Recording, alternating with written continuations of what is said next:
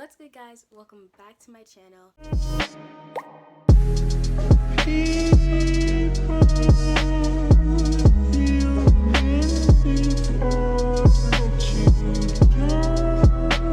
If you are new here, hi. If you're a returning subscriber, it's nice to see you again. I'm happy you came back. In today's video, I wanted to talk to you guys about how I upload my natural hair videos to Instagram.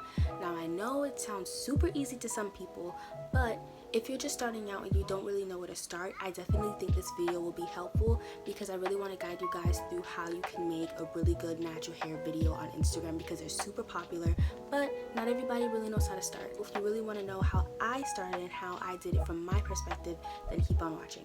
The materials that I use are my iPhone to film. I also need an editing software, so I use iMovie, and you also need good lighting. And lastly, and the most important thing out of all of this is you need to have a hairstyle to film yourself doing. So I mentioned lighting earlier before. I usually film with a ring light. I believe it's a 16-inch ring light. I'm gonna leave links to some ring lights on Amazon down below. Ring lights work perfectly fine, and I can stand up while I'm doing my hair. I can sit down by lowering the ring light and adjusting it, so it does work perfectly fine for me. However, natural lighting is also really nice. I love videos with natural lighting. Either one is perfectly fine. You can get some artificial light or you could film with natural light. As long as people can see what you're doing, you're golden. Like I mentioned before, you want to have an editing software for your videos. I really recommend using iMovie if you are an Apple user. However, not everybody is, but if you are, here's what you want to do. This works perfectly fine for me. I own a MacBook Air, so what I usually do is I film on my iPhone, and then after I film all of those clips, I will airdrop them to myself and then download them. I usually don't save them to my photos. It's never really been my preference. I prefer to just download the files instead. From there, I'll just literally drag them into iMovie as I'm downloading them, and then I'll start cutting clips and editing them. That's basically what I do as an Apple user. However, if you're someone who has a iPhone but you don't own a MacBook, or say you're someone who doesn't have an iPhone or a MacBook and you have a different type of phone and you have a different kind of laptop, I definitely recommend that you use Google Photos. And what you want to do with the Google Photos is back up your videos and your pictures and stuff, but most importantly, this is about your videos. Back up your videos, and then you can access them online through your Google Photos, and you can download them through there. And then from there, you can use whatever editing software that you want. As long as you have the files and you're able to use them in the editing software that you have, you're perfectly fine. When it comes to Instagram hair videos, you want the video to be a minute long. There's many reasons why I say that it has to be a minute long. One is because that's how long videos are on Instagram. If you're doing a very simple hairstyle, there's no reason why the video should be longer than a minute, because the reality is that you're going to be cutting clips. Nobody on Instagram is really looking to be watching a full-length tutorial, because that's why you have IGTV. But most people would prefer to watch something that's quick. You know, it's like that instant gratification type of thing. You don't really want to watch a video that's longer than a minute. So try to make your video a minute long or a little less. Or if you're finding it very hard to edit a video that's under a minute, you could just make the video a little bit longer and have them swipe and then cut the clip, so you have the minute long video here and then the last few seconds on the next swipe so people can see how it turned out. You could do that as well, but I definitely recommend that you find a way to make your videos under a minute, because that's how long people are really willing to watch. Because even though Instagram has it as a minute, you really want to make sure that your video is literally a minute, because people lose interest so fast. If you're doing something so simple and it's taking you longer than a minute to do it, people are going to be like, okay, whatever, on to the next, it's taking too long. So make sure that your video is under a minute. Like I mentioned before, with me using iMovie, I put all of my clips in a line, and then after I do that, I literally Command B, and I cut the clips that I do not need. And then after I do that, I'm usually left with a video that is a minute long or close to a minute long, and then I start to do some very fine adjusting of me getting rid of stuff that I didn't catch before that I feel doesn't need to be in the video. In the end, you're not really looking for something that's literally step by step. You could do one clip of you braiding this side, but not of you braiding the entire thing. If you just post the part where you're braiding down to the end, people get that you braided the whole thing. You don't need to show the entire thing necessarily, because it's not a YouTube tutorial, it's an Instagram tutorial, and people want it to be shorter. When it comes to uploading the actual video, I really recommend that you tag whatever hair company's products you used, just so that more people will be seeing your videos. I do that all the time. If I'm using an Eco Styler Gel product, if I'm using Eco Styler Gel, I'll tag Eco Beauty.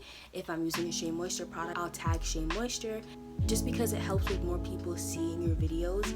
With hashtags, you could put as many hashtags as you want. I really recommend tagging brands, tagging hair video pages, tagging natural hair pages. Also use hashtags, but tagging pages is definitely your number one way to get more people to see your videos. So make sure, tag all the way. Tag all the companies of all the tag all the brands that you use in your hair videos, just to make sure that more people are seeing your videos. I'm guessing that if you're someone who's even watching this video, you already probably have natural hairstyles that you do all the time that you really like, that you would love to share with people. Or maybe you just kind of want some inspiration because you have been doing some styles but you want some ideas on different ones. I definitely recommend websites like Pinterest, mainly because Pinterest will bring out that creative side in you, and I'm pretty sure that after you scrolling and seeing so many amazing hairstyles and so many amazing women with natural hair, you're bound to come up with some sort of idea on something that you want to film. Don't worry, it'll click at some point. Don't stress if you wake up today and you don't really have a good idea, because after you kind of get those creative juices flowing and you watch other people doing their hair and you look at other natural hair photos, other curly hair photos, I'm pretty sure you'll come up with something. So another thing that a lot of you guys are probably interested in is the music that you use in the videos. I personally don't like to use very popular like mainstream songs, just because I don't want my video to get copyrighted, because if it gets copyrighted, I believe Instagram takes it down, and then it's like, okay, you did all this work and then you put the song in the video, and now you basically have to go back and edit it because you're not able to use that song in the video. It's gonna suck because you did all that work and now you kind of have taken a step backwards. So try to use songs that are not going to get copyrighted. Some people are like, hey, I have this, you could use it for free, it's perfectly fine. Some people are like, yeah, just make sure you tell them where you got the music from. But I prefer to just not use mainstream songs, like very popular songs, just because if my video gets copyrighted, I'm gonna be really disappointed. Why set myself up for that? Try not to get anything copyrighted, because it's really gonna suck. And it's happened to me before, I think with a video that I posted a long time ago that was a hair video, and I think it was the first video that I posted, and I ended up getting copyrighted, and I was super disappointed, but I was able to go back and put a different song that was not going to get copyrighted, and that was perfectly fine. I'm not sure what the technical term for this is, but make sure that your username is in the video. Like for me, I have my Instagram name on the video at the bottom, and it just says @CurlyGalTish, and the only reason why I put that is because I don't want somebody else to repost my video and I don't get credit for it. So you want to make sure that whatever video you're making, you go into whatever editing software you use and put your name. That way, no matter where it goes, no matter where the video ends up, you always get credit for the work that you did. If you upload a video and it's on your page, great, that's fantastic. Someone could easily download it, screen record it, and do whatever they want to with it. So just make sure that you're putting your name on it so that you receive credit for the video that you made, no matter where the video ends up going. Because you want your videos to get reposted, you want people to watch your videos, but you also want people to know that it's you. Imagine somebody stumbles across your video on a natural hair videos page and your @name isn't in the description. Your @name is going to be in the video. Hopefully it doesn't change, but that's why they need to make sure that they tag you. That's a whole other thing. Just make sure that your @name is in the video at some point somewhere. I usually like to put like a before and after clip in my videos, and then from there I just have my name, and it runs for maybe, I want to say like 40 seconds, and then it slowly disappears, but at some point it's there, and it's there for a very long period of time in the video, so you're not going to miss it, and you're always going to know that it belongs to me. Make sure you always put @whatever your username is, so people always know where to find you.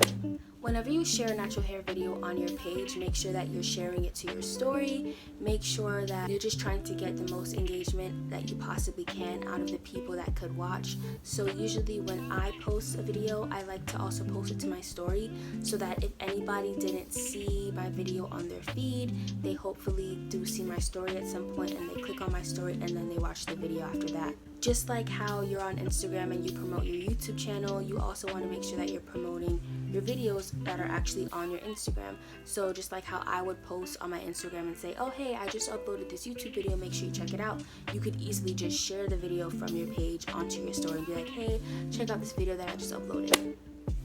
I'm trying to think of anything else that I think is like super important when it comes to the basics, but I think I covered everything.